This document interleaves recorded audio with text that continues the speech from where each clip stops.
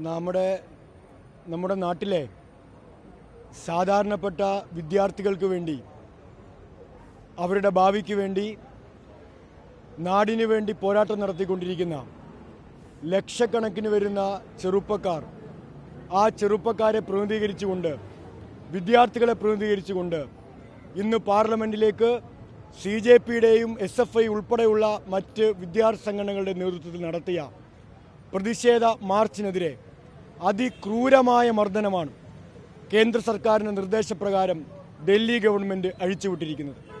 20 ദിവസമായൊരു മനുഷ്യൻ രാജ്യത്തിൻ്റെ തലസ്ഥാനത്ത് നിരാഹാരം കിടന്നു. വിദ്യാർത്ഥി സംഘടനാ നേതാക്കന്മാർ നിരാഹാരം കിടന്നു. സോനം വാങ്ചുക്കിനെ പെട്ടെന്നൊരു സുപ്രഭാതത്തിൽ അപഹരിച്ചു കൊണ്ടുപോകുന്നത് പോലെ സമരം ചെയ്ത വേദിയിൽ നിന്ന് തട്ടിക്കൊണ്ടുപോയി. ആ തട്ടിക്കൊണ്ടുപോയ വേളയിൽ തന്നെ SFIയുടെ അഖിലേന്ത്യാ പ്രസിഡന്റും ജോയിൻറ്റ് സെക്രട്ടറിയും ഉൾപ്പെടെയുള്ളവർ അവിടെ സമരം ആരംഭിച്ചു, നിരാഹാര സമരം ആരംഭിച്ചു. ഇങ്ങനെ രാജ്യത്തെ വിദ്യാർത്ഥികൾ പട്ടിണി കിടക്കുമ്പോൾ, വിദ്യാഭ്യാസ പ്രവർത്തകർ പട്ടിണി കിടക്കുമ്പോൾ, സത്യാഗ്രഹം ഇരിക്കുമ്പോൾ, പട്ടിണി സമരത്തിലേക്ക് നീക്കപ്പെടുമ്പോൾ, ലക്ഷക്കണക്കിന് വരുന്ന വേദികളിൽ വിദ്യാർത്ഥികൾ സമരം ഉന്നയിക്കുമ്പോൾ അവരോടൊന്ന് ചർച്ച ചെയ്യുക എന്നത് ജനാധിപത്യത്തിൻ്റെ ബാലപാഠമാണെന്ന് എന്തുകൊണ്ടാണ് രാജ്യം ഭരിക്കുന്ന കേന്ദ്ര ഗവൺമെൻറ്റിന് മനസ്സിലാവാതെ ഞങ്ങൾ ചോദിക്കാൻ ആഗ്രഹിക്കുകയാണ്. ഇന്ത്യ ഏറ്റവും വലിയ ജനാധിപത്യ രാജ്യമാണെന്നാണ് പാഠപുസ്തകത്തിൽ നമ്മളെ പഠിപ്പിക്കുന്നത്. NCERT പാഠപുസ്തകത്തിൽ ഡെമോക്രസിയെ പറ്റി പറയുന്നത് ഡെമോക്രസി രാജ്യത്ത് സുതാര്യത ഉറപ്പുവരുത്തുമെന്നാണ്, അക്കൗണ്ടബിലിറ്റി ഉണ്ടാക്കുമെന്നാണ്.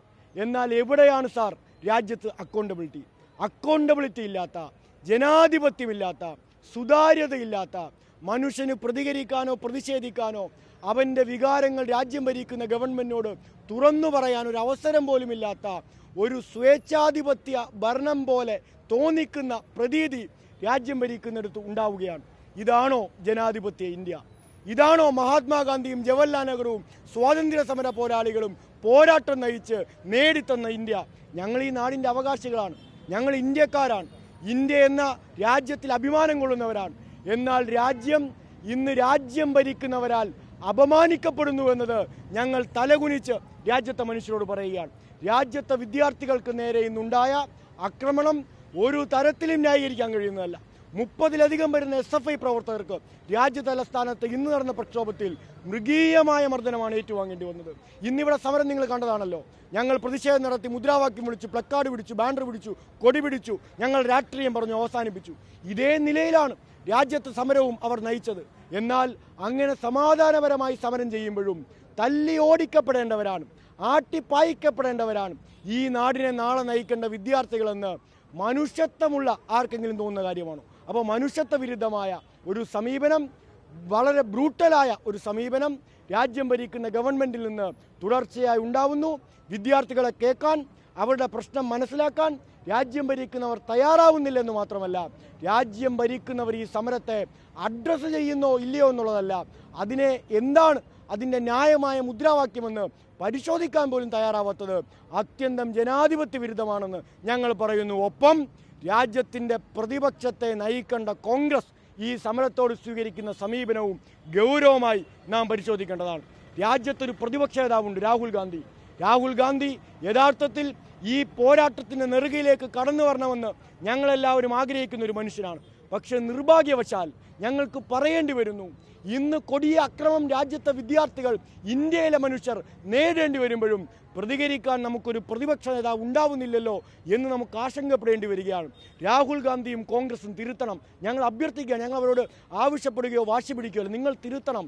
നിങ്ങൾ ഈ വിദ്യാർത്ഥി പ്രക്ഷോഭത്തെ കണ്ണു തുറന്ന് കാണാൻ തയ്യാറാവണം. നിങ്ങൾ സ്വന്തം നിലയ്ക്ക് പ്രക്ഷോഭം നടത്തിക്കോ, ഞങ്ങൾക്ക് പരാതിയില്ല. SFIയുടെ പ്രക്ഷോഭത്തിലേക്ക് കോൺഗ്രസ്സുകാർ വരണം എന്ന് ഞങ്ങൾ പറയുന്നില്ല. CJPയുടെ പ്രക്ഷോഭത്തിലേക്കും കോൺഗ്രസ് നേതൃത്വവും പ്രതിപക്ഷ നേതാവും വരണമെന്ന് ഞങ്ങൾ പറയാൻ ആളല്ല. പക്ഷേ രാജ്യത്ത് പ്രക്ഷോഭം നടത്തിയതിൻ്റെ പേരിൽ, സമരം ചെയ്തതിൻ്റെ പേരിൽ, രാജ്യത്തെ വിദ്യാർത്ഥികളുടെ അവകാശത്തിന് വേണ്ടി പോരാട്ടം നയിച്ചതിൻ്റെ പേരിൽ മനുഷ്യർ ആക്രമിക്കപ്പെടുമ്പോൾ ആ ആക്രമിക്കപ്പെടുന്ന മനുഷ്യന് വേണ്ടി സംസാരിക്കാൻ രാഷ്ട്രീയ വ്യത്യാസവും പകയും എല്ലാം മാറ്റിവെച്ച് രാജ്യത്തെ പ്രതിപക്ഷ നേതാവ് കൂടി തയ്യാറാവണമെന്ന് അദ്ദേഹത്തെ കുറ്റപ്പെടുത്താതെ ഞാൻ വിനീതമായി അഭ്യർത്ഥിക്കുകയാണ്. രാജ്യത്തെ ഈ ഐതിഹാസികമായ സമരം കർഷക സമരത്തെയും തൊഴിലാളി സമരത്തെയും അനുസ്മരിക്കുന്ന പോരാട്ടമാണ്. അതിൽ CJPയും SFIയും മറ്റ് വിദ്യാർത്ഥി സംഘടനകളും ശ്രദ്ധേയമായ പങ്ക് ഇന്ന് രാജ്യത്ത് വഹിക്കുന്നുണ്ട്. ആ പോരാട്ടത്തിന് നിങ്ങൾ മാധ്യമങ്ങളുടെ കൂടി പിന്തുണ വേണം എന്ന് ഞങ്ങൾ വിനീതമായി അഭ്യർത്ഥിക്കുന്നു. രാജ്യത്തെ മാധ്യമങ്ങൾ, പ്രധാനപ്പെട്ട മാധ്യമ സ്ഥാപനങ്ങൾ ഈ സമരത്തോട് മുഖം തിരിഞ്ഞ സമീപനം സ്വീകരിക്കുന്നു എന്ന് മാത്രമല്ല, സമരത്തെ പൂർണ്ണമായി തമസ്കരിക്കുന്ന വാർത്തകൾ അവർ കൊടുക്കുന്നു, തെറ്റായ വാർത്തകൾ പ്രചരിപ്പിക്കുന്നു, സമരത്തിനെതിരായ വ്യാജ വാർത്തകൾ പ്രചരിപ്പിക്കുന്ന യന്ത്രമായി രാജ്യത്തെ പ്രധാനപ്പെട്ട മീഡിയ പ്രവർത്തിക്കുന്നു. അതുകൊണ്ട് കേരളത്തിലെ മാധ്യമങ്ങൾ എല്ലാ ഘട്ടത്തിലും പുരോഗമന സഭ ഉയർത്തിപ്പിടിച്ചിട്ടുള്ളവരാണ് നിങ്ങൾ. അത് നിങ്ങൾ ഉയർത്തിപ്പിടിക്കാൻ തയ്യാറാവണം. KSUവിൻ്റെ സംസ്ഥാന പ്രസിഡന്റും മുഖ്യമന്ത്രിയും കാണുന്നതൊക്കെ നിങ്ങൾ വാർത്ത കൊടുത്തോ. പക്ഷേ അതാണ് ഇന്നത്തെ പ്രധാനപ്പെട്ട വാർത്ത. രാവെന്നോ പകലെന്നോ നിങ്ങൾ ആ നിലയിൽ പ്രതികരണം കൊടുത്ത് വഴി ഈ പ്രക്ഷോഭത്തിൻ്റെ, വലിയൊരു പ്രക്ഷോഭത്തിൻ്റെ, രാജ്യത്തെ പ്രക്ഷോഭത്തിൻ്റെ ഒരു വാർത്താ പ്രാധാന്യത്തെ നശിപ്പിക്കരുതെന്നുകൂടി നിങ്ങളോട് ഞങ്ങൾ അഭ്യർത്ഥിക്കുകയാണ്.